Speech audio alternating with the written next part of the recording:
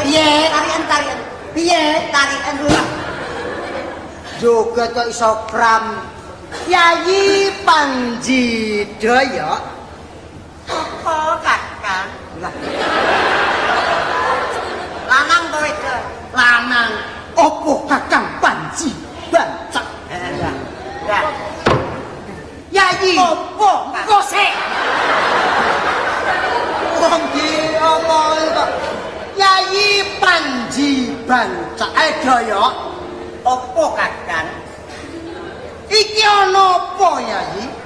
Kakang? Iya, ora ana apa-apa. Sune apa? Ora apa-apa ora nyapakane. Ya.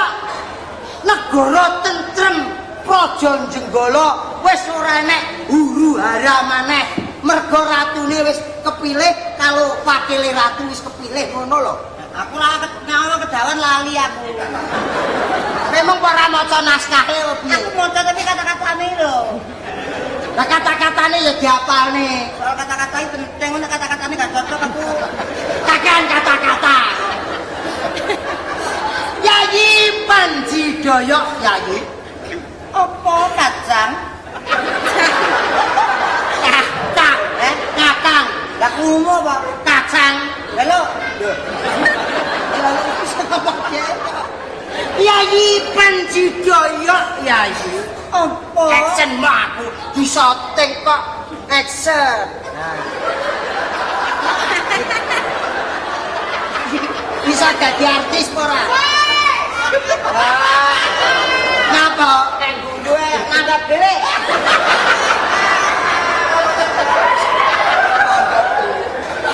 Ya, pamane aku sing niku Yayi Panji Daya.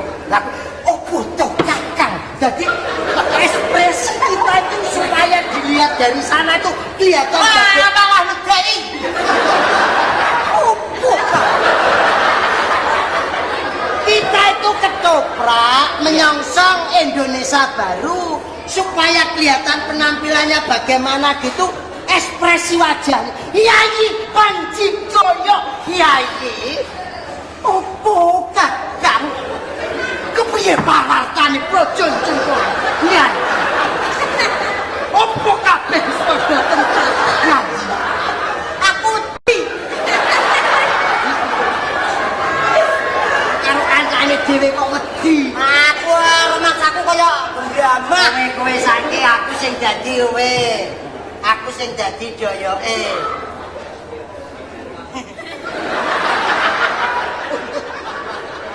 Untune kaya gaplek dijang dulu. Ya kowe. Kak. Yayi ning aku Yayi rajak maju. Lah emang kowe iki nyunggi apa dijane kowe? Abok ora ira. Kok nyapok. Wong ora ngene ya lucu lho. Ben ketok koprake goblok. Mangan nek muni ngene. Piye? Pinus bagian enggak kasih tai lalat aku. Wah, enggak usah ini udah ada tai kucing aku.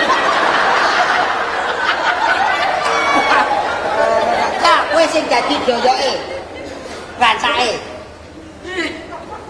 Kakang Yayi Panji Tengkorak.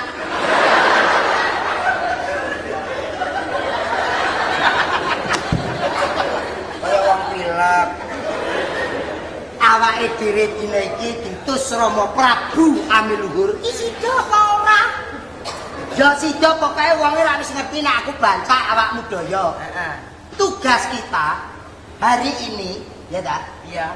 Mengingatkan Panji Asmara Bangun. Ya. Kowe ngerti? Ora. Kowe ora maca naskahe kowe. Lah mulane aku ora ngerti. Di dalam cerita ini sebab Asmara Bangun wah kancane terus ngomong ya wis langsung ramas. Asmara Bangun itu wis dijodokke. Kowe ngerti dawuhe Rama Amiluhur para pinisepuh ing Jenggala, pancen dawuhe Rama Amir Mahmud supaya Amiluhur Dawe Rama Ami Luhur dawuhake. Iya. Babone tanah Jawa. Ya iso ngendhek kok. Babon banget.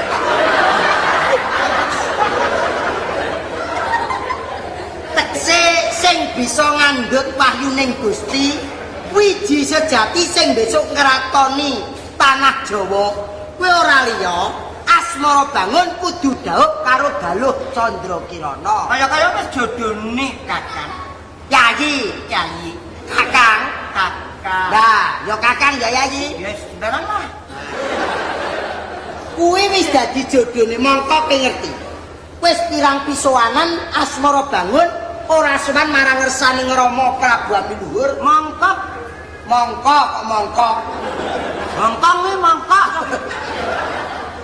Kamangka. Oh, mongko. Nah, kamangka dina iki awake dhewe didhawuhi ditugaskan sama Rama supaya ngelekake Asmara Bangun aja gandrung karo putri kepatihan anake Paman Patih Kudana Susila. Alah, anake anak sing memper.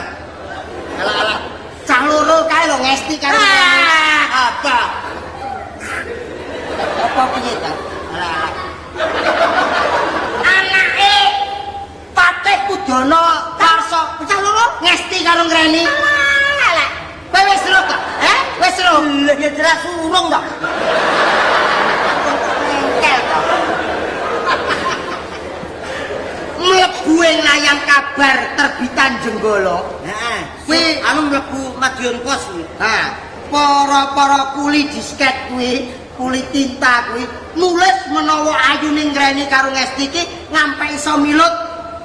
Artinya tegese iso gawe Asmara Bangun iki betah ning kepatihan. Kalau nggak salah itu furornya Merdeka itu. Lah dina iki kesalahane Kudana Warsa ning kene. Apa? Berarti dhek pengen merong kampuh Jingga ngurungi Asmara Bangun supaya anake ben dipek bojo ratu besok. Ah, kiai iso niteni. Kowe kuwi jelas biyen bekase panjak. Kok iso panjang? Angger ngomong kok mesti ngene, Ngomong ki nek gak nganggo ngene ora penak. Ngomong ya. Serawean. Ora usah serawean, sing dirungokne atau yang didengarkan itu kan modulasinya. Lah, kowe ngertenono. Mergo Asmara Bangun wis pirang-pirang dina ki dheweke sok ning anu kepatihan ki. Asmara Bangun ketone nek dituturur anu ora kok gugu apa dawuhe wong tuwa. Kowe iki kena telek apa? Piye? Kok iso kaya Aku ngomong nek ra obah ora kepenak. liyane tangan aja obah, sikil aja gerak, lainnya. Yayi Panji Jaya. Wis pirang-pirang dina kuwi karo aku ditugaske karo Kanjeng Rama supaya ngelingake Asmara Bangun. Wis wayahe iki manuke nglolo. Piye? Sedih tak suwei raiku kok. Piye? Ngomonge semua enggak usah gerak. Yayi.